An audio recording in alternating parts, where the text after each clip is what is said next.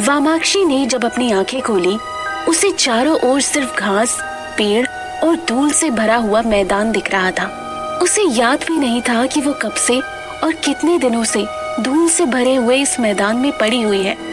उसके कपड़े आधे फट चुके हैं और हर जगह धूल है। उसके बालों में मानो पूरे मैदान की धूल भर गई हो। बस उसे कुछ कुछ ये याद आता है कि वो शायद मर चुकी थी। फिर ये मरने के बाद अब क्या हो रहा है? वो किस जगह है? यहाँ कैसे आई? और इसी बीच अचानक उसे बिल्ली की म्याऊ म्याऊ की आवाज सुनाई देती है। उसको ये सब कुछ समझ ही नहीं आ रहा होता है कि इस सुनसान मैदान में बिल्ली की आवाज कैसे? वो इधर उधर देखती है, उसे कुछ नजर नहीं आता। पर एकदम से उसने देखा कि एक सफेद रंग की नीली आंखों वाली जंगली बिल्ली उसकी आंखों में आंखें डालकर उसे देख रही थी।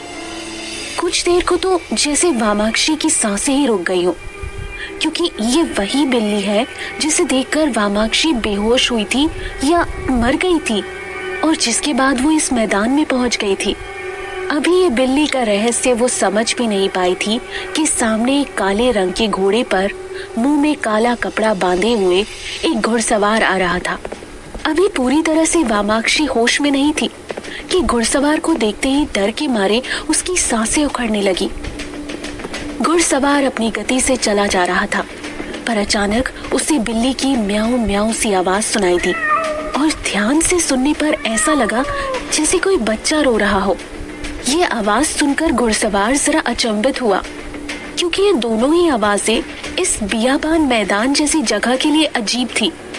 वो जरा ठहरा, घोड़े से उतरा और अपने मुंह से काला कपड़ा हटाया।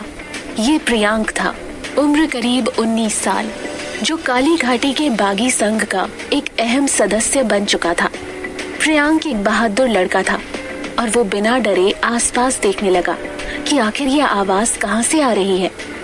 आसपास सिवाय बड़ी बड़ी घास और धूल के कुछ दिखाई नहीं दे रहा था। तभी एकदम से एक जंगली बिल्ली प्रियांक के ऊपर उछलती है। एक पल को तो उसकी सांसें तेज हो गई। किसी तरह उसने खुद को सामान्य किया। वो बिल्ली उसे कुछ अजीब सी लग रही थी। ऐसा तो नहीं था कि प्रियांक पहली बार जंगली बिल्ली देख रहा था, पर सफेद रंग की ये नीली आंखों वाली बिल्ली बहुत डरावनी लग रही थी। बिल्ली को वो देख ही रहा था कि उसकी नजर दूर धूल से लिपटी एक लड़की पर पड़ती है। वो कुछ संभल कर उस लड़की की तरफ बढ़ता है। प्रियांक पहले भी बड़े बड़े संकट झेल चुका था, पर इस तरह की अजीब घटनाएं उसके साथ पहले कभी नहीं हुई थी। वो उस लड़की के करीब पहुंचता है। वो लड़की पीठ के सहारे पड़ी थी। सबसे पहले प्रियांक उसके हाथ देखता है। धूल से लिपटे हुए भी वामाक्षी के हाथ बहुत खूबसूरत लग रहे थे। उसके सुंदर हाथ देखकर प्रियांक उसका चेहरा देखने के लिए कुछ बेताब सा हो गया। एक पल के लिए तो वो भूल ही गया कि वो सुनसान मैदान में था। वामाक्षी को उसने अपने दोनों हाथों के सहारे से सीधा किया। उसका चेहरा देखकर वो पहचान गया, ये तो वामाक्षी है। वामाक्षी को देखकर मन ही मन प्रियांक ने कहा, वामाक्षी कितनी ज्यादा सुंदर है ये, आज इतने करीब से देखने पर मुझे मालूम हुआ। वामाक्षी अरकाला शहर की लड़की थी और अपने शहर की सबसे सुंदर लड़कियों में से एक थी। प्रियांक पहले भी वामाक्षी को देख चुका था, पर इतने करीब से वो पहली बार देख रहा था। अचानक से उसने गौर किया कि वामाक्षी की सांसें नहीं चल रही थी। ये जानकर उसका दिल बैठ सा गया। वो वामाक्षी को किसी भी हाल में बचाना चाहता था, पर उसके सारे प्रयत्नों के बावजूद वामाक्षी की सांसें वापस नहीं लौटी। वो उसकी लाश पहले अरकाला ले जाने के बारे में सोच रहा था। अगर इसे मरा हुआ अरकाला लेकर जाऊंगा तो न जाने लोग क्या कहेंगे, और वामाक्षी की वो डायन दादी, वो तो मुझे जिंदा ही जला देगी, और फिर हो सकता है कि मेरे अपने परिवार वाले भी मुझे अपने पास ही रोकें। ये सब सोचकर उसने आसपास कहीं गड्ढा देखा और उसमें ही वामाक्षी को दफनाने के लिए अपने भगवान से प्रार्थना की। अब प्रियांक ने जैसे ही उसकी बाहें पकड़ी, एकदम से वामाक्षी ने आंखें खोल दी। डर के मारे प्रियांक अंदर तक कांप गया। उसने जोर से गुस्से में चिल्लाकर कहा, तू लड़की है या भूत? वामाक्षी ने अपने शरीर से धूल को झाड़कर जैसे ही प्रियांक की तरफ देखा तो यहाँ कैसे? तुम जिंदा हो? तुम तो मर गए थे। पूरे शहर में तो यही शोर था, तुम यहाँ कैसे? प्रियांक का डर अभी खत्म नहीं हुआ था। पहले वो जंगली बिल्ली और अभी एक लाश का इस तरह बोल पड़ना। फिर भी प्रियांक ने जरा मन मजबूत करके कहा, मैं अपने परिवार और राज्य से बगावत करके बागी संघ में शामिल हो गया हूँ और इस बीच मैंने तुम्हारे भी गायब हो जाने की खबर सुनी। तुम पिछले 2 दिनों से कहाँ थी और इस सुनसान मैदान में कैसे आ गई? वामाक्षी ने बिल्ली वाला सच नहीं बताया। इस वक्त भी वामाक्षी की आंखें कहीं न कहीं उस बिल्ली को ढूंढ रही थी, मानो उस बिल्ली ने वामाक्षी पर कब्जा सा कर लिया हो। उसने प्रियांक से झूठ बोला, मुझे किसी ने अकार्ला से ही अगवा कर लिया था, फिर यहाँ ले आया और मरा हुआ समझकर यहीं छोड़ गया। और ये कहने के बाद वामाक्षी जोर जोर से रोने लगी।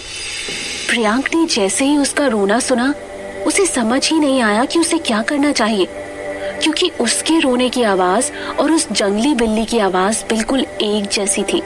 उसने अपने आप से कहा, ये कैसे संभव हो सकता है कि एक इंसान और एक बिल्ली की आवाज एक जैसी हो? कुछ तो गलत है। उसने उस बिल्ली के बारे में सोचा ही था कि वो बिल्ली फिर उछलती हुई उसके पास आ पहुंची। उस बिल्ली को देख प्रियांक के होश उड़ गए। हालांकि उसने अपना ये डर वामाक्षी के सामने जाहिर नहीं किया।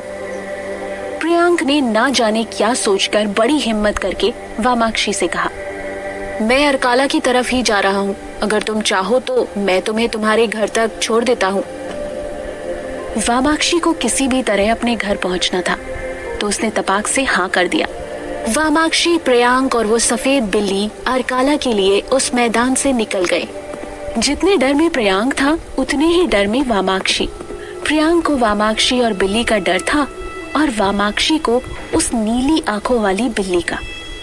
पर ये तो तय था कि दोनों ही उस नीली आंखों वाली बिल्ली के बारे में जरूर जानना चाहते थे। वामाक्षी ने पिछले 2 दिनों से कुछ खाया पिया नहीं था, इसलिए उससे ठीक से चला भी नहीं जा रहा था। उसने प्रियांक से पानी और कुछ खाने के लिए लाने को कहा। प्रियांक ने कहा, यहीं पास में ही एक मीठे पानी वाली झील है, तुम वहाँ पानी पियो, तब तक मैं कुछ खाने का इंतजाम करके आता हूँ। ये कहकर वो एक तरफ निकल गया और वामाक्षी और वो नीली आंखों वाली बिल्ली दूसरी तरफ। प्रियांक ने जहाँ बताया था, ठीक वहीं वो मीठे पानी वाली झील थी। वो झील कुछ अजीब सी लग रही थी। चारों तरफ सुंदर नजारा, हरा भरा पर फिर भी कुछ अजीब सा, जिसमें वामाक्षी को जरा भी अच्छा नहीं लग रहा था। पर उसे इतनी ज्यादा प्यास लगी हुई थी कि उसने बिना कुछ सोचे समझे उस झील का पानी पी लिया। उस झील का पानी पीते ही उसकी आंखें धीरे धीरे बंद होने लगी और जब उसकी आंखें खुली तो उसने अपने आप को एक अजीबोगरीब जगह पर पाया। उसकी आंखों के सामने बस नीली आंखों वाली सफेद बिल्लियां घूम रही थी। वामाक्षी के अंदर इतनी भी ताकत नहीं बची थी कि वो ये सोच सके या पूछ सके कि ये सब क्या चल रहा है। अचानक एक बिल्ली उसकी आंखों के सामने आकर रुकी। वामाक्षी डरी हुई सी उसे देख रही थी। उसने गौर किया कि ये बिल्लियां आपस में बात कर रही हैं। ये देखकर उसका सिर चकरा गया। जब से वामाक्षी पैदा हुई थी, तब से उसके आसपास हमेशा कोई ना कोई बिल्ली रहती थी, पर पिछले 17 सालों में पहली बार ऐसा हुआ था कि बिल्लियों ने इस तरह से उसे परेशान कर दिया था। आखिर क्यों बचपन से बिल्लियां उसका पीछा करती थी, और खासकर सफेद बिल्लियां। उसके घर वालों ने भी कभी इस बारे में कोई बात नहीं की। ये रहस्य शायद अब खुद वामाक्षी ही पता कर पाएगी। ये सोचते सोचते वो अपने आप में ही बड़बड़ाने लगी, पता नहीं कहाँ आकर फंस गई हूँ। ये बिल्लियां पता नहीं कब मेरा पीछा छोड़ेंगी। हम तुम्हारा पीछा नहीं कर रहे हैं, हम तुम्हें हर जगह निगरानी में रखते हैं ताकि कोई तुम्हें नुकसान ना पहुंचा सके। वामाक्षी ने आज पहली बार किसी बिल्ली की जबान से शब्द सुने थे। वो ऐसी बातों पर जरा भी विश्वास नहीं करती थी, पर आज अपनी आंखों से उसने देख भी लिया और सुन भी लिया था। आखिर उस नीली बिल्ली ने ऐसा क्यों कहा कि वो आज तक वामाक्षी की रक्षा करती रही है? आखिर कौन है वामाक्षी और इन बिल्लियों से उसका क्या रिश्ता है? वामाक्षी बहुत ध्यान से बिल्लियों को देख रही थी। उसने गौर किया कि वहाँ कुल मिलाकर 9 बिल्लियां थी और इन 9 की 9 बिल्लियों को वो बहुत अच्छी तरह से पहचानती थी। ये सारी बिल्लियां उसे बचपन से आज तक एक ना एक बार मिल ही चुकी थी, पर वो हमेशा एक बार में एक ही बिल्ली से मिलती थी। ये पहली बार था कि सब बिल्लियों ने एक साथ उसे घेर लिया था। क्या चाहती है ये बिल्लियां वामाक्षी से? वो ये सब सोच ही रही थी कि एक बिल्ली ने उसकी आंखें बंद करके कान में कुछ कहा और उसकी बात खत्म होते होते वामाक्षी रोने लगी, जैसे उसकी आंखों के सामने कोई और दृश्य चल रहा हो, वो किसी और दुनिया का कुछ देख पा रही हो। देखते देखते वो इतना रोने लगी कि 9 की 9 बिल्लियों को मिलकर उसे संभालना पड़ा। आखिर ऐसा क्या देख और सुन लिया वामाक्षी ने कि वो पागलों की तरह रोने लगी थी। जब वामाक्षी ने रोना बंद किया तो एक बिल्ली ने गंभीर आवाज में कहा, मेरा तुम्हारा हम सबका एक ही मकसद है, हमारे जीवन का एक ही मकसद है। इस बार तुम्हें मनुष्य जीवन मिला है तो सारा बोझ तुम्हारे कंधों पर है। उम्मीद है कि तुम हम सबको निराश नहीं करोगी। वामाक्षी ने अपने आंसू पोंछे और आंखें बंद की, जैसे मन ही मन कोई प्रतिज्ञा कर रही हो। बिल्लियां समझ गई कि वामाक्षी जरूर उनका अधूरा काम पूरा करेगी। तभी एक बिल्ली ने कहा, तुम्हारी मदद के लिए मैं हरदम तुम्हारे साथ रहूंगी, तुम्हारी परछाई बनकर ही चलूंगी। तुम्हें कोई किसी तरह की चोट नहीं पहुंचा पाएगा, क्योंकि मैं हर दुर्घटना होने से पहले ही भांप लूंगी। वामाक्षी को विदा करने से पहले उसे सबने प्यार से खाना खिलाया और फिर वामाक्षी और उस सफेद बिल्ली को अर्काला के लिए विदा किया।